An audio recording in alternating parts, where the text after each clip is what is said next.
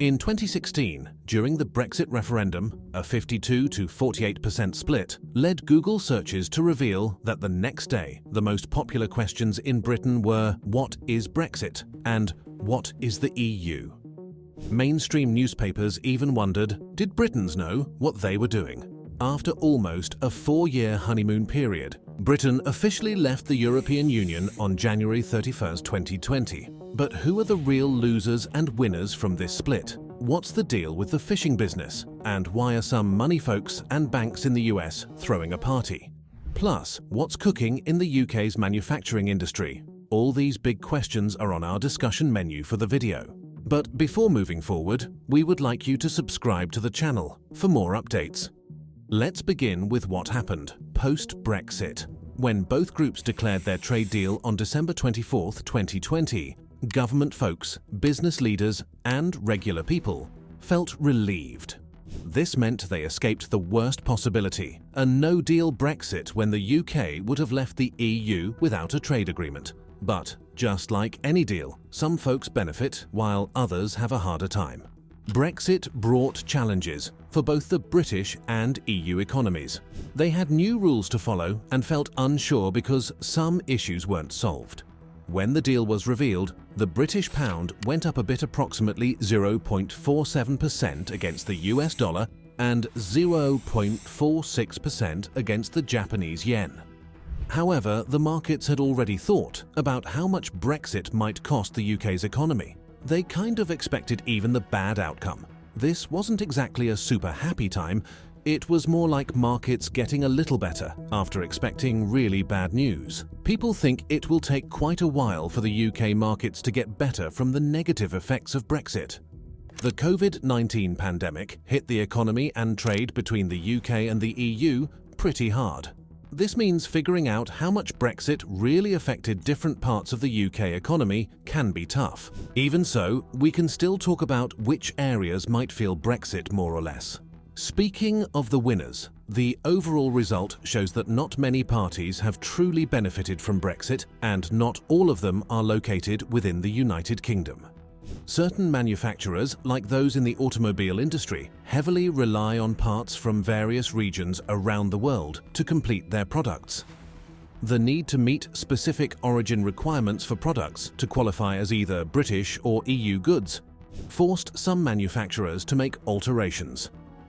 These companies were inclined to explore alternative sources within Europe, or the UK for these parts. This ensures that their products fulfill the required content, origin criteria for treaty advantages. With companies like Nissan and Toyota potentially searching for qualified parts sources in Asian countries, local manufacturers in both the UK and the EU might encounter fresh sales prospects. However, the rules don't specify that the manufacturers must be exclusively British, making it unclear whether these origin rules will benefit the UK or the EU more.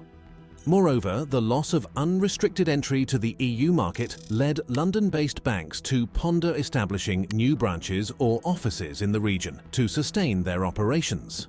Yet, as American banks never enjoyed that unrestricted access, they already hold passporting rights. Some even operate registered companies with offices in both the UK and the EU.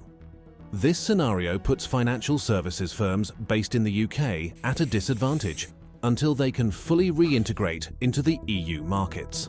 Consequently, American financial institutions might seize the opportunity to attract business and clients away from UK firms during this period.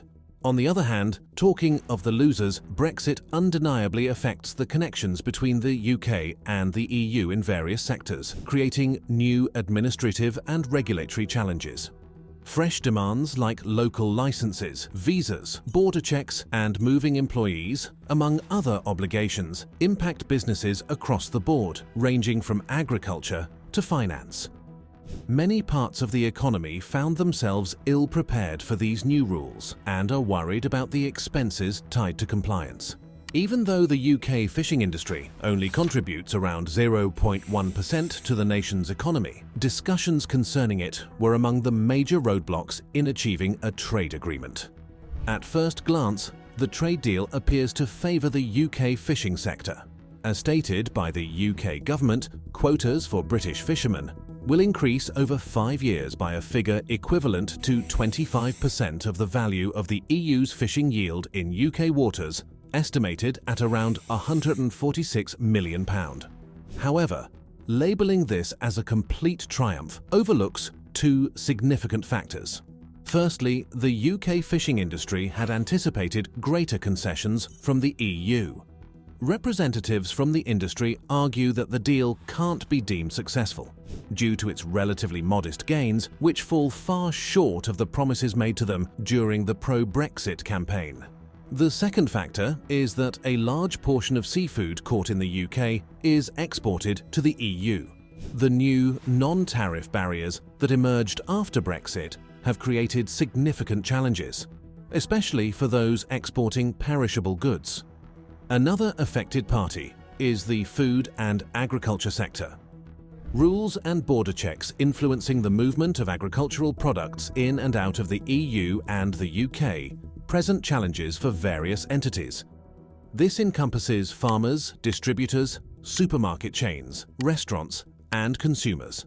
Before Brexit, retailers and consumers in the US stockpiled food in anticipation, which led to shortages and disruptions in supply chains.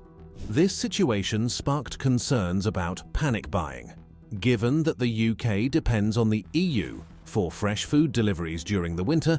Delays in transportation immediately led to issues.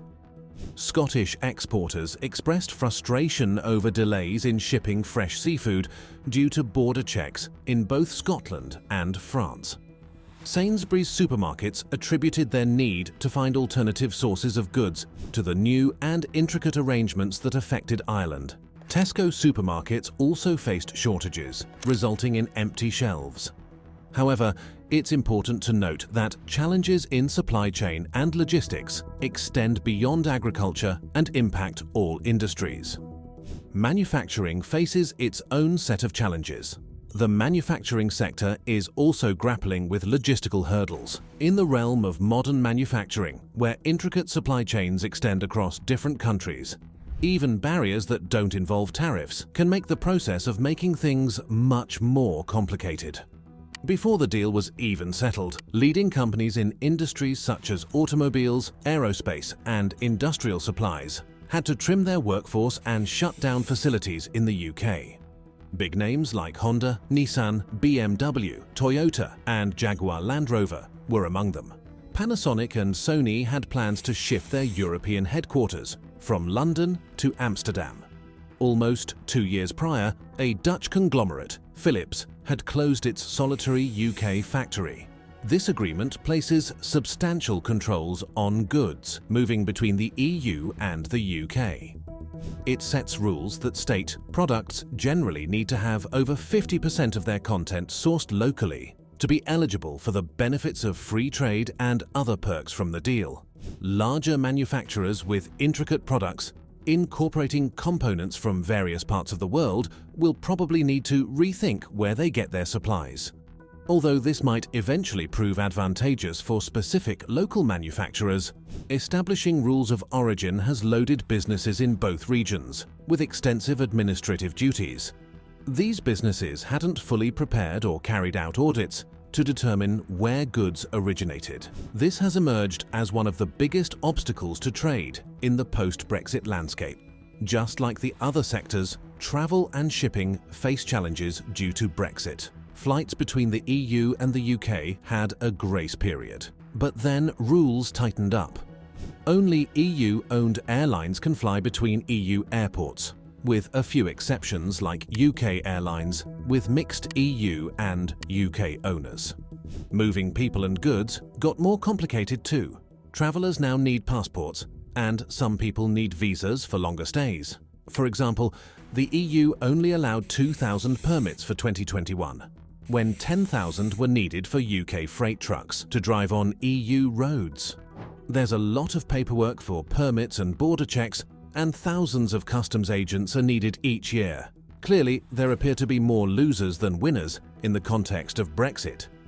As for the possibility of the UK rejoining, it's a complex scenario. Realistically, the chances are limited because the reintegration process would be challenging and the EU would likely dictate the terms. Additionally, the pro-Brexit and populist parties within the UK might not be supportive of the idea. So, what are your thoughts on this? Do let me know in the comments. And do subscribe to the channel for more updates.